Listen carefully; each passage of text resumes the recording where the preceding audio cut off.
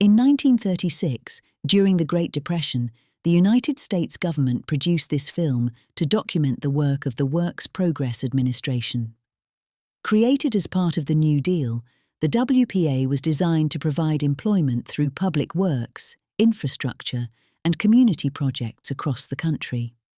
What you are about to see presents how this effort was described and understood at the time.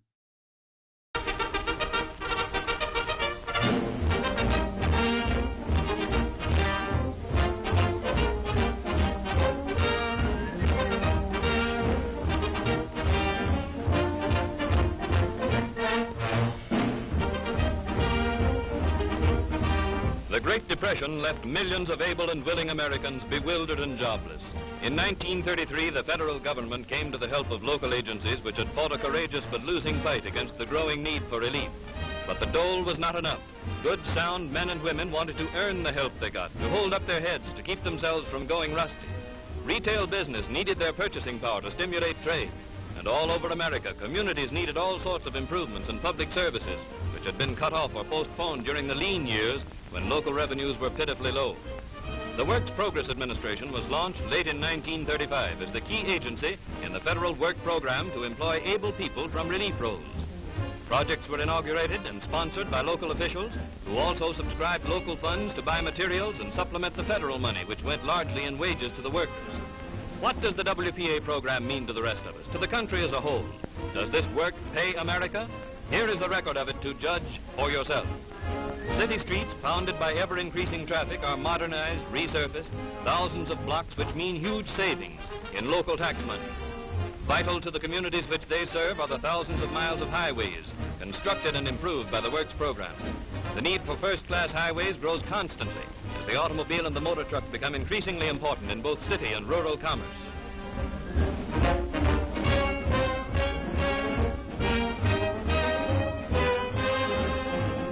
In many regions, great loss has befallen farmers and other rural residents during periods of bad weather which made secondary roads impassable. The need for adequate farm-to-market roads, which would make the transportation of farm produce independent of weather conditions, has been recognized in all parts of the country. But not until the beginning of the Works program was it possible to initiate a general plan for the development of farm-to-market roads. This plan brings immediate improvement in local business and property values wherever a secondary road is completed. At last, the farmer finds it possible to reach his market over well-constructed, weatherproof roads. In all these construction projects, local labor is employed, and wherever possible, the raw materials are obtained from quarries in the immediate vicinity. How big is the WPA road program? In its first 18 months of operation, the mileage end-to-end would have stretched 5 times around the earth. In many parts of the country are regions which depend largely upon the tourist's trade as a local industry. Areas of great scenic beauty have been made available to thousands of visitors through the development of systems of roads in national and state parks and at other centers of attraction for tourists. Many of these vacation spots were completely inaccessible before the assistance of the Works program made road construction possible.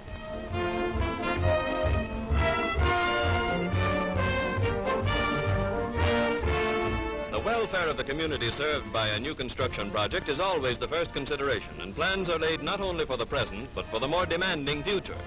In the field of public health, many important and permanent improvements have been undertaken. The water resources of thousands of cities and towns have been expanded by the construction of reservoirs and water supply systems, ensuring an adequate supply of water for the community's needs for many years to come.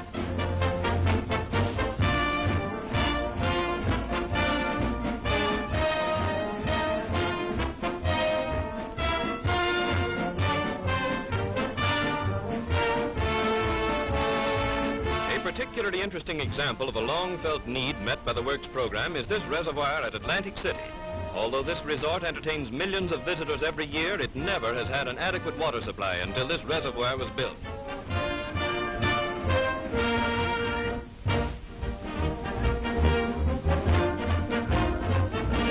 Another type of permanent construction is this community stadium, representative of a large group of projects that provide facilities for public gatherings all over America. In cooperation with other federal agencies, many important improvements have been made under the Works program at the Brooklyn Navy Yard and other centers of government activity.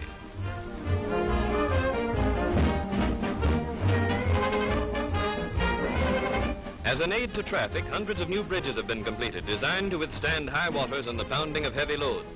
Thousands of other bridges have been repaired and made safe. Cities have been freed from the peril of disease by the provision of modern, scientifically correct sewage systems, which often replace antiquated systems entirely inadequate for the needs of the community. Developments such as these are always undertaken with the cooperation of the public health agencies serving each locality, and the projects are carried out under the supervision of competent sanitary engineers.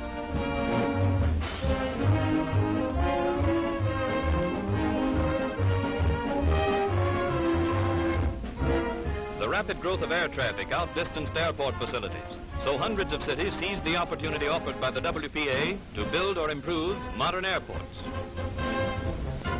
One of the busiest of all airports is at Newark.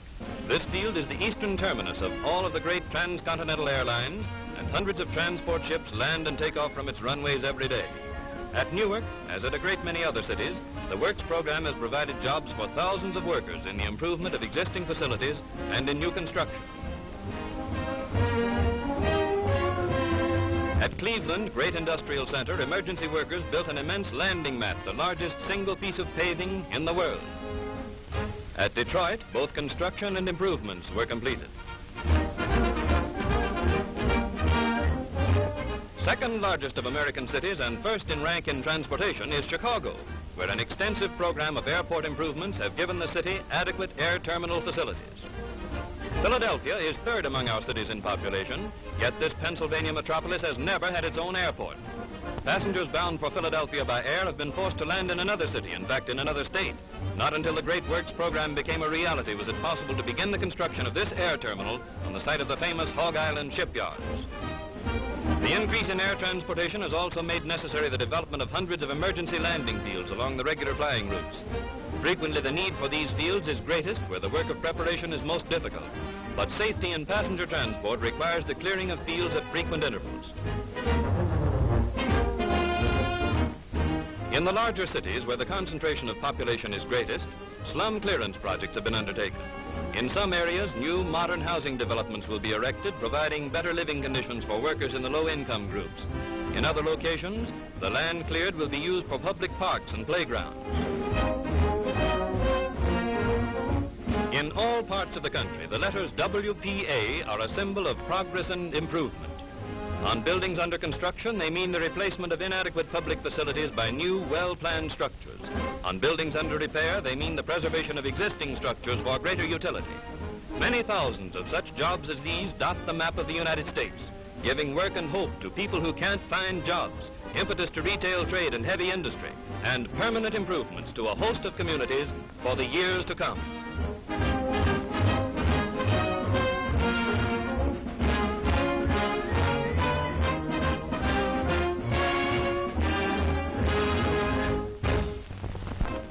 Not only was it necessary to find employment for workers accustomed to manual labor, but also there was need to employ others whose training and experience fitted them for professional and other skilled work.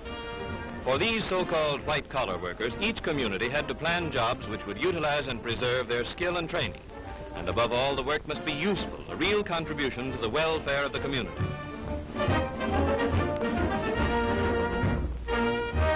In planning traffic control for congested cities, jobs have been found which require varying degrees of skill. In the study of traffic problems, the first step is to determine the number of vehicles passing a given point. Then experts are employed to lay out new routes and regulations which will ensure greater safety for both motorists and pedestrians. Manpower for hundreds of such surveys is provided by the Works program. Tests have been devised to determine the ability and fitness of drivers so that the element of human failure may be eliminated. In cooperation with the police departments of several cities, automobile inspection stations have been established in an effort to reduce the number of unsafe vehicles on the road. Under the supervision of expert mechanics, every safety device is carefully checked for perfect operation. The laws of many states and cities require a regular inspection of this nature, and the possession of an up-to-date inspection label is necessary before the car owner may use his automobile on the streets and highways.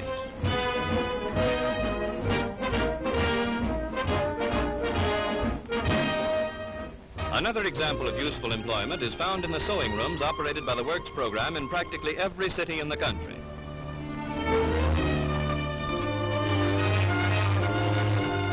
Expert craftsmanship is encouraged in design groups associated with the sewing projects.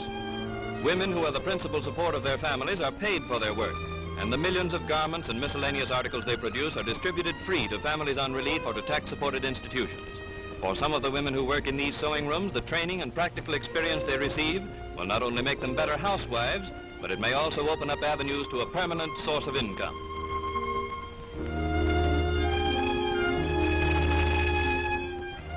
Many other types of employment are provided for women. In a number of weaving projects, instruction is given in an interesting and useful craft. Part-time employment is provided in many kitchens where clean, wholesome school lunches are prepared for undernourished children of needy families.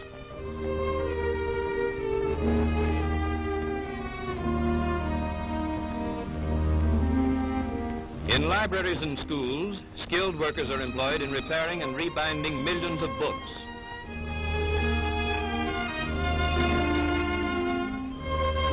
In many places where books were hard to find, over 2,000 traveling libraries now supply the demand for knowledge and entertainment.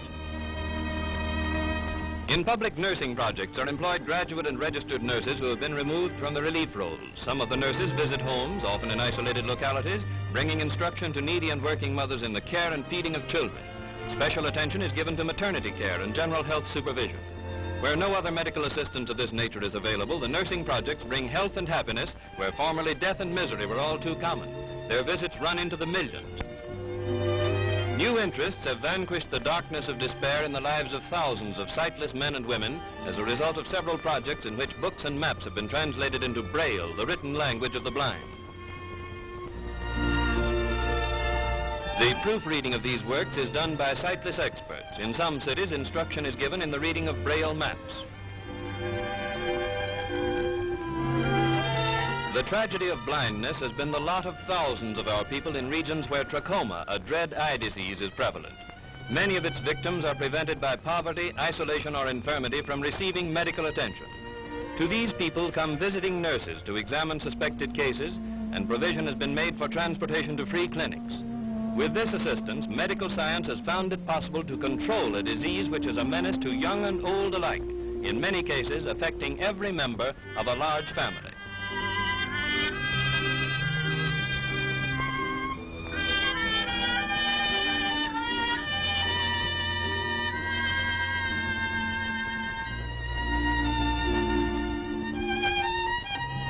Needless to say, the staff necessary to maintain this important service is recruited from the trained workers of the regions concerned.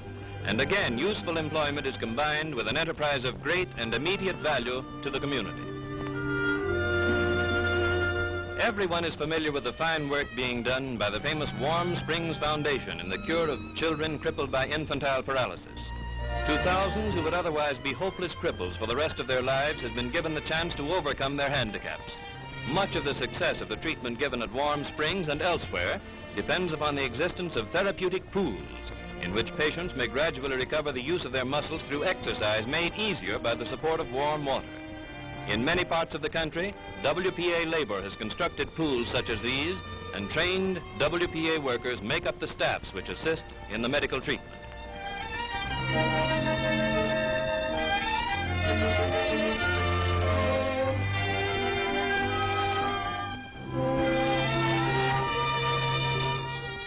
This therapeutic pool is in the James Whitcomb Riley Memorial Hospital in Indiana, made doubly interesting by Riley's immortal poem about the little crippled boy with curvature of the spine. In hundreds of cities, the Works program safeguards the health of many thousands of normal children of preschool age. In nursery schools, the children of needy and working mothers are provided with the best of care and medical supervision. Projects which are part of a broad educational program in which the WPA has helped millions of children and adults. Supervised play activities and preschool training under competent instructors removed from the relief roles are part of the schedule at each of these nursery schools. Meals are provided for the youngsters, and plenty of health-building milk and orange juice is consumed during the mid-morning and mid-afternoon luncheons. The food is prepared under the supervision of dietitians, and at all times a careful check of the health and development of the children is maintained.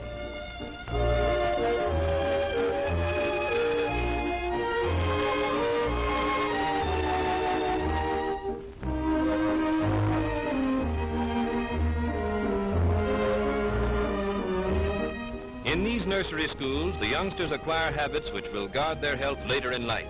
Here is a work which lays the foundation for a new generation of good citizens. Another part of the Works program enters the field of adult education, and this subject embraces a number of widely varied projects. Some of the most interesting of the WPA projects in adult education are the classes in which hundreds of thousands of foreign-born people learn the language and customs of their adopted country.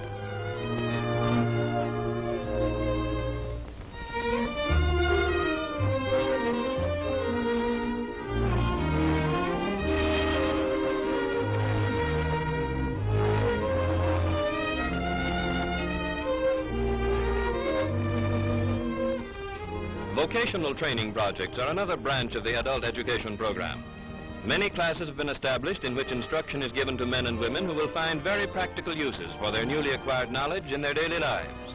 Every effort is made to adapt the instruction to the need and native ability of the student. Women are instructed in the arts and crafts for which they are best fitted, as exemplified in the millinery classes. In the same general category, we find classes for men in which the students are initiated into the art of tailoring. Through the training they receive here, they will be enabled to take up a profitable trade which will assure them of work and independence.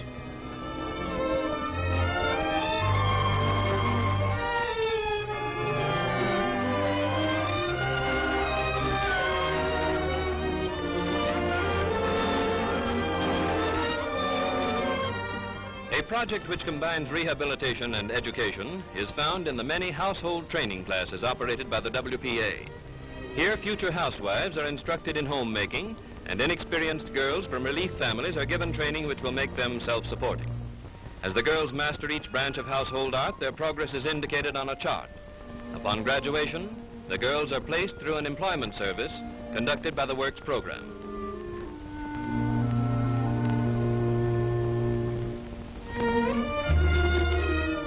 To the young people of the nation, eager in their quest of knowledge, the Works program, in cooperation with the National Youth Administration, offers part-time employment to enable them to continue their education. The type of employment offered is determined by the needs of the community in which the young people live. In fruit-growing districts, canning units have been set up in which girls can and preserve fruit for local householders.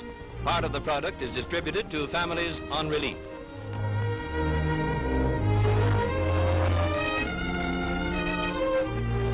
An interesting project in New England is that in which boys, many of them from seafaring families, are engaged in the catching and breeding of fish and the restocking of fishing grounds.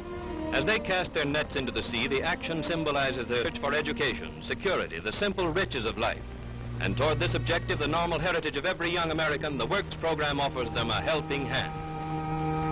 And in finding suitable work for musicians and other artists, the WPA has contributed greatly to the culture of America. A typical project is this Negro choir, singing the spirituals that are the real folk music of America.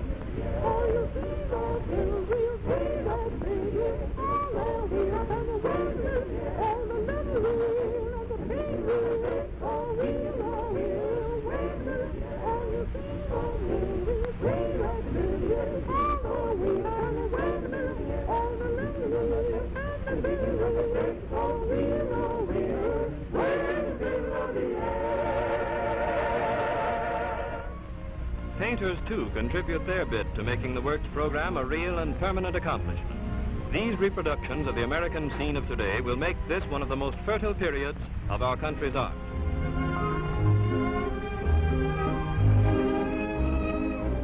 Some of this work is done on canvas, but much of it is created on the walls of our schools, libraries, and other public buildings in the form of mural paintings. Of particular interest is the great mural in the mess hall of the Military Academy at West Point, depicting great warriors of history.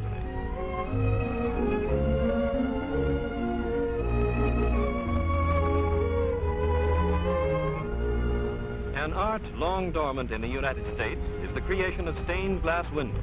One project devoted to this art has made a window for the Military Academy at West Point, depicting scenes from the life of Washington. Commemorative tablets like this are among the contributions of sculptors to the Works program, and they also create works of art for our parks and public buildings. Many American museums have long been in need of highly skilled experts to restore valuable historical material, such as this Persian ceiling, which is forming under the deft fingers of a WPA artist in the Philadelphia Museum. In many other museums, fossils and animal skeletons are being prepared and mounted for study. One of the outstanding cultural achievements of the Works program is the Federal Theater. For many years, vast sections of our country have not seen a flesh and blood theatrical performance. To these areas, the WPA has brought a new type of entertainment, and at the same time, enriched the art of the theater in metropolitan centers.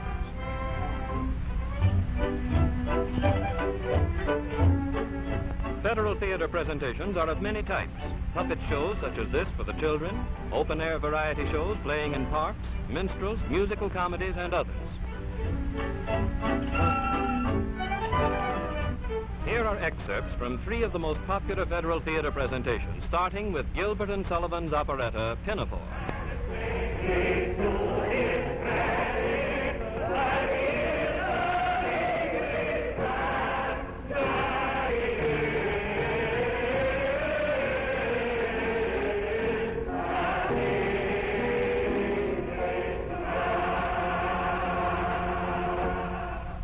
And now we see the Federal Theater production of Sinclair Lewis' drama, It Can't Happen Here. Oh, we're having a book burning on the green tomorrow night. A what? Gonna burn up all this subversive literature. A lot of smutty stuff that's floating in public morals. Have you got any objections? Well, you won't find any subversive books here. Oh. Now, how about this fellow? Now, this fellow, Charles Dickens, wasn't he a communist? And the all-Negro production of Macbeth. Hang on, Macduff. That man be he who first cries, hold enough.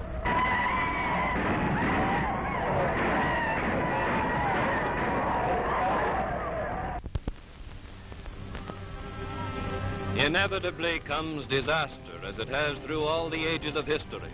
So today, flood, fire, and famine relentlessly persecute the human race. In this land of ours, so bountifully supplied by nature with fertile lands and rich forests, disaster has taken a terrible toll. Raging floods have swept the green valleys, imprisoning great cities in the grasp of icy waters, leaving destruction and the threat of disease in their wake.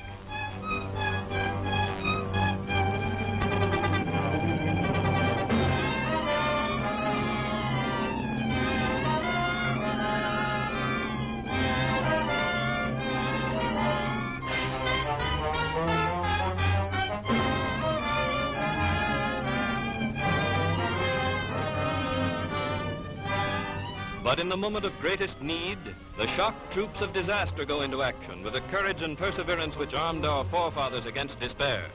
The shock troops of disaster, the great army of WPA workers, diverted from their work of construction and improvement to meet a pressing emergency, have proven their merit through many tragic hours which have harried at far-flung areas of the nation. Working hand in hand with other agencies of relief, the men and women of the WPA take up the work of rescue, evacuation, and relief. With the first thought for the saving of imperiled lives and the protection of threatened areas from advancing waters, the orderly program goes swiftly forward.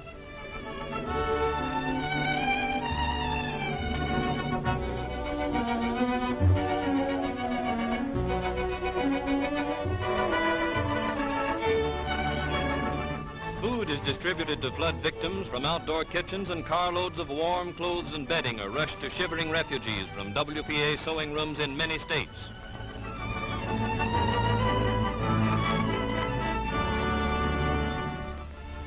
In emergency hospitals, thousands of lives are saved by Red Cross and volunteer nurses and doctors assisted by trained WPA workers.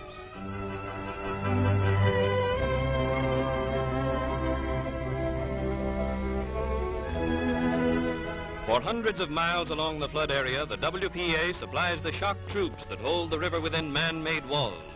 Levee workers transport material by hand, by truck, by boat. Working day and night, they fill countless thousands of sandbags, raising the levees above the record crest. Often working under the skilled direction of Army engineers, relief workers fight the flood at every point.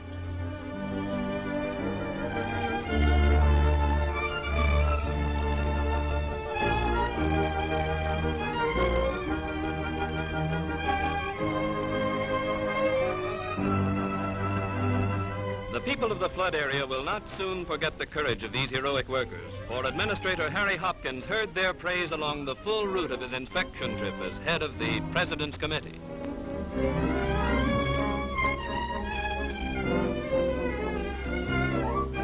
As the waters subside after the work of rescue is completed, comes a new battle against the threat of disease. The wreckage and debris left by the flood must be quickly removed. Proper conditions of sanitation must be reestablished to prevent the epidemics which were once certain to take an additional toll of life. And so, from the first moment of danger to the day when life again takes up its even flow, the Works program offers aid to those who need it most.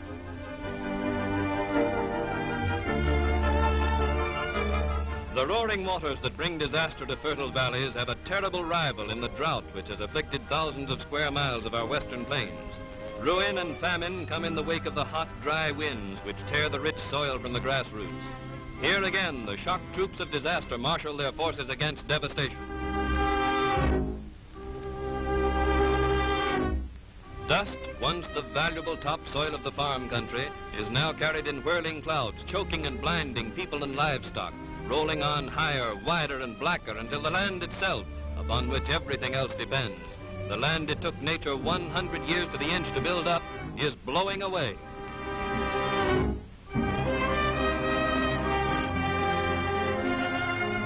In this emergency, too, the shock troops of disaster marshal their forces against devastation. With the aid of WPA workers, food, housing, and medical care are provided for those who have been driven from their homesteads by the threat of famine.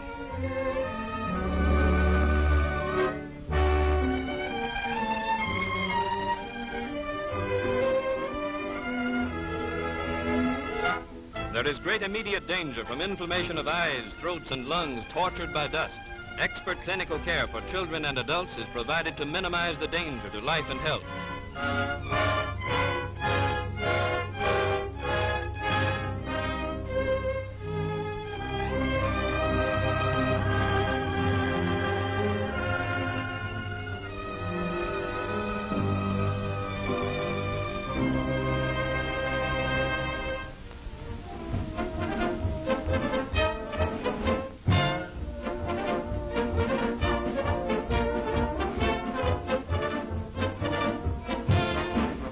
In addition to their vital work of providing the necessities of life for refugees, the WPA has found work for thousands of farmers who have been deprived of a livelihood by the drought. These men are working on projects important to the afflicted area, such as roads and fire lanes. To them, this work provides a means of carrying on in the face of the hardships inflicted by nature.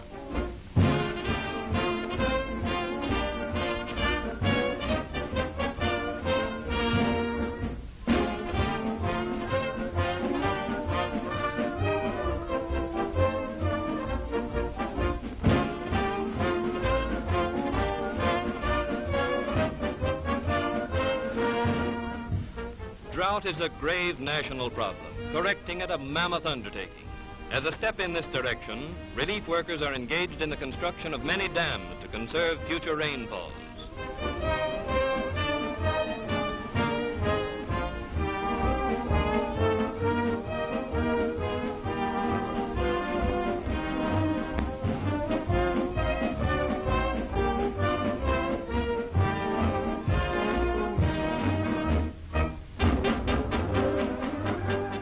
Construction work on water conservation projects requires an immense number of skilled and unskilled workers, providing immediate employment for hundreds of those who would otherwise be on relief.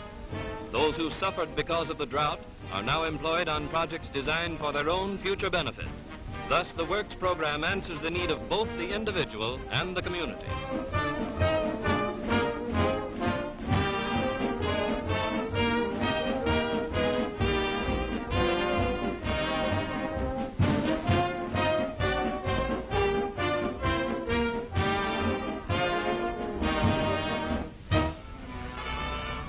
With drought comes the added peril of fire, an ever-present danger to lives and property in forest-covered regions. Fire is a constant menace to one of the nation's greatest assets, the great timberlands which are so important to industry and to the very life of our soil. When the hot sun through long rainless weeks has baked leaves and wood to the dryness of tinder, it requires only the spark of a cigarette or a flash of lightning to bring about devastation and ruin. Manpower is needed to fight the flames, to prevent the spread of fiery destruction. And again, the shock troops of disaster rally to the challenge, dropping their normal work of construction and improvement to respond to the emergency needs of the nation.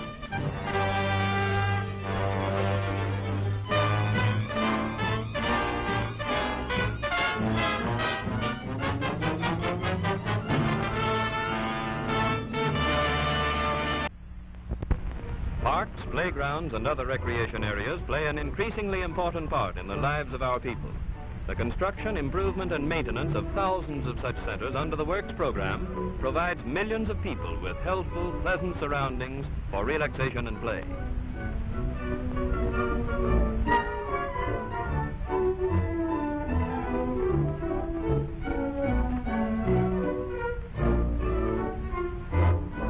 In regions of congested population, the WPA has cooperated with national and state park agencies in the improvement of recreational areas easily accessible to those who live in large cities. Countless thousands of men, women, and children each year make use of the new facilities for play and relaxation. In the cities themselves, playgrounds have been opened in every conceivable location. Employment has been provided for thousands of skilled and unskilled workers engaged in the preparation and equipment of parks and playgrounds where children who formerly were forced to play in the streets may find safe recreation. Many of these playgrounds are staffed by trained instructors drawn from the relief roads.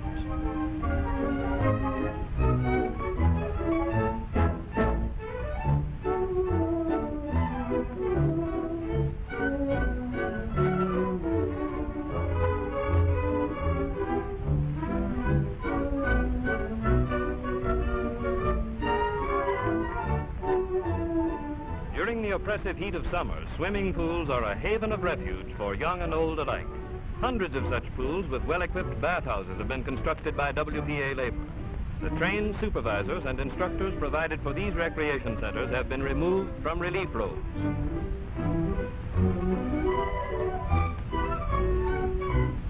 A new idea in bringing happiness to underprivileged children is the toy lending library established as an experiment in an eastern city. A large supply of toys is kept on hand, and the youngsters are allowed to borrow one at a time. Hundreds of young children find their dreams brought to life in this novel enterprise.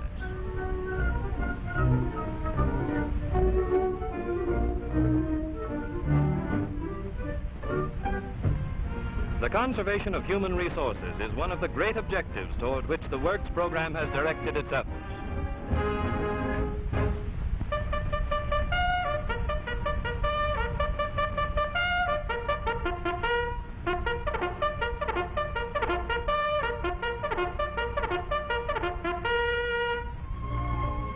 The boys and girls of today are the citizens of tomorrow, and it is our responsibility to assist them in becoming good citizens. Underprivileged children and those formerly cared for in various institutions have been removed from unhealthy environments and given a chance to spend at least part of the year in the wholesome atmosphere of camp life.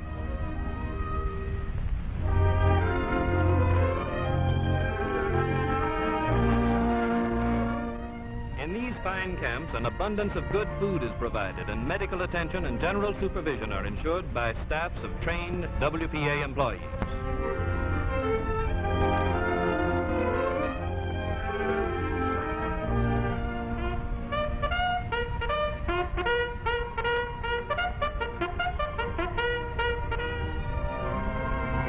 National monuments and regions of historic importance, such as Fort Niagara, attract thousands of visitors from all parts of the country, and the pleasure which these visitors derive is enhanced by the improvements and maintenance provided by the Works program.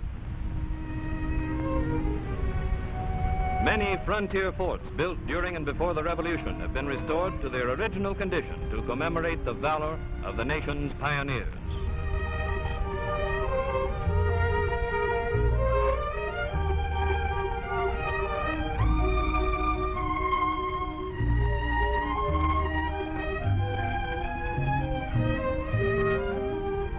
Parts of several Midwest states provided the background for Abraham Lincoln's early life.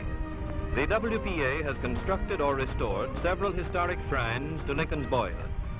Here are cabins representing the store in which he worked, his early home, the law office from which he borrowed books, and other reminders of the presence of this great American.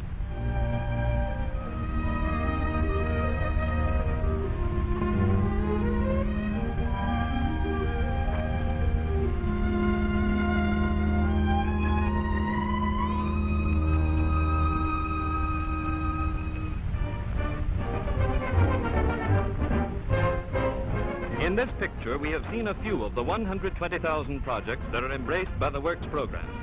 Each of these projects has been planned to meet a real need in the community which it serves, to take care of the unemployed, as well as to confer real and lasting benefits on the people of the United States, is the object of the WPA. Under this program, Work Pays America.